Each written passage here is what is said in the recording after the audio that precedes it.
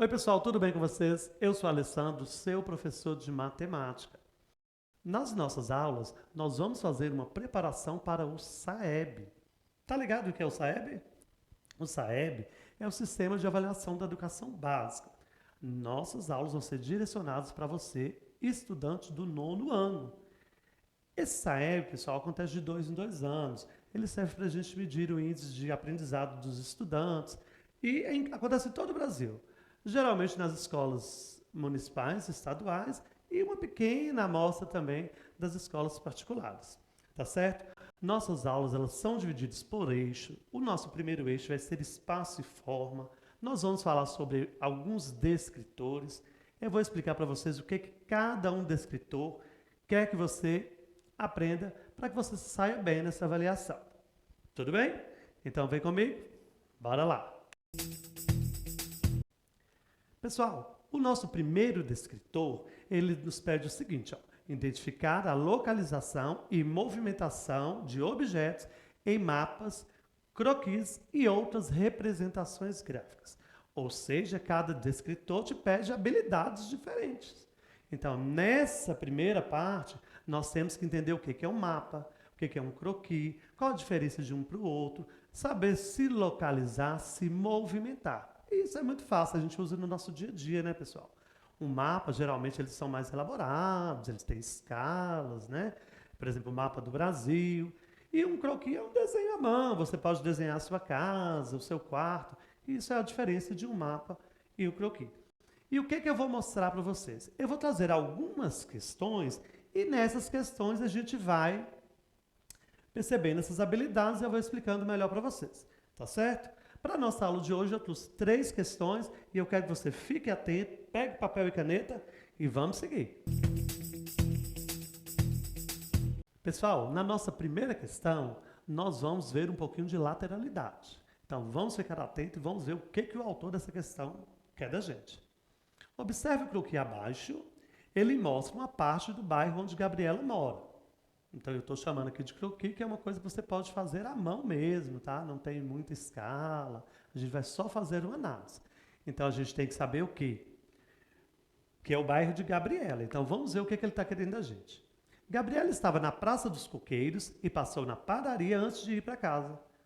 Qual dos caminhos Gabriela fez para chegar em casa? Pessoal, isso é uma coisa muito usual. Mas na hora de responder uma questão, a gente precisa ficar atento a alguns fatos, como a lateralidade, por exemplo. Eu posso usar as minhas mãos para me direcionar melhor para a direção que eu desejo ir. Tudo bem? Neste croquis, pessoal, a gente está vendo a Praça dos Coqueiros e a gente sabe que ela tem que passar na padaria para depois chegar na casa dela. Então eu tenho a opção A, entro na Rua das Margaridas e viro à direita na Rua dos Cravos? Não, né, pessoal? Ela não pode virar à direita. Está na Rua das Margaridas, até que seria uma boa opção.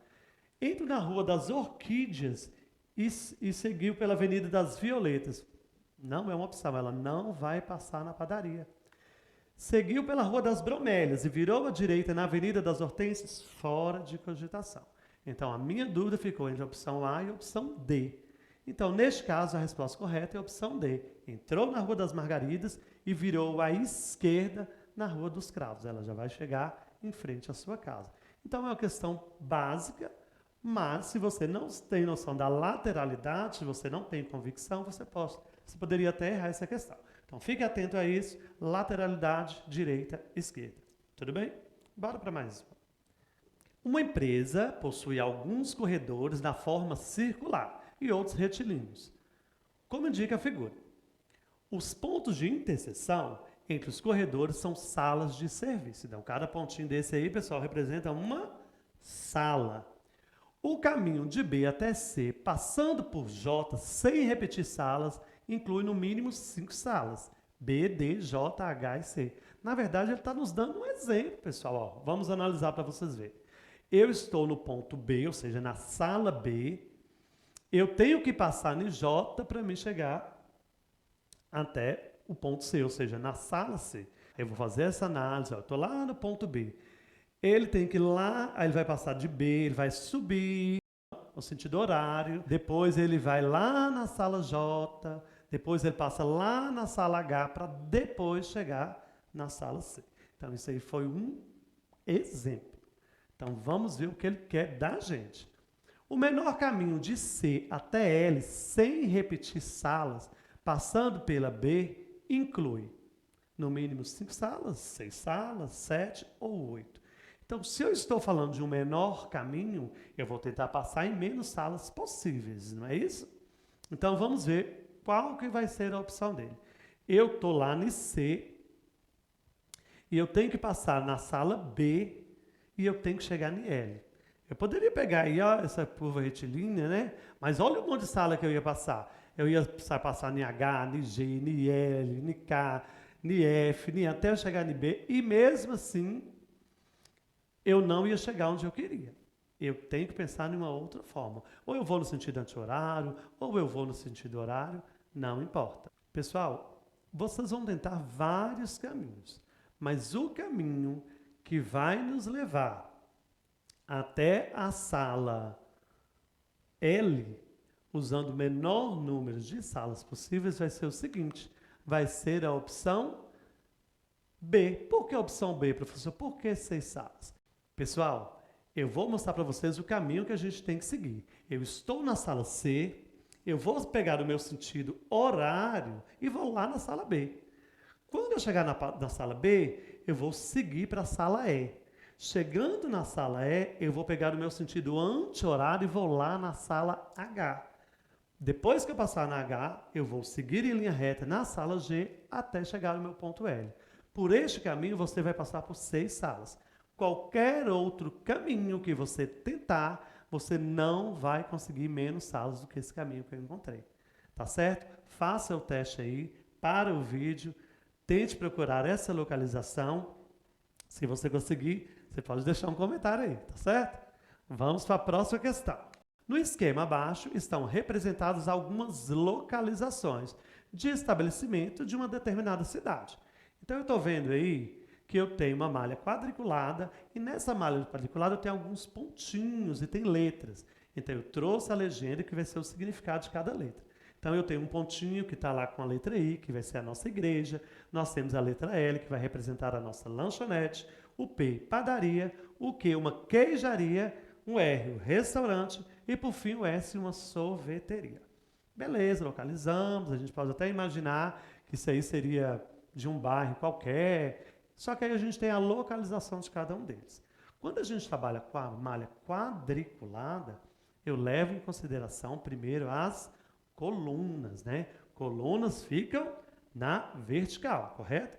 E as linhas na horizontal. Então, a gente sempre pega coluna e linha para a gente chegar em um determinado local. Então, aí, esse ponto ele tem uma coordenada. Então, ele é formado por 2 pontos. Uma coluna e uma linha, tá certo? Então, no encontro da coluna e da linha, a gente formou um pontinho ali. Ou seja, a gente tem uma localização. Então, qual a coordenada que ele tem aí para mim? Ele tem a coordenada E5, que ele quer saber, localiza A. Localiza o quê? Uma igreja, uma lanchonete, uma padaria ou uma queijaria? Então, o que eu tenho que fazer?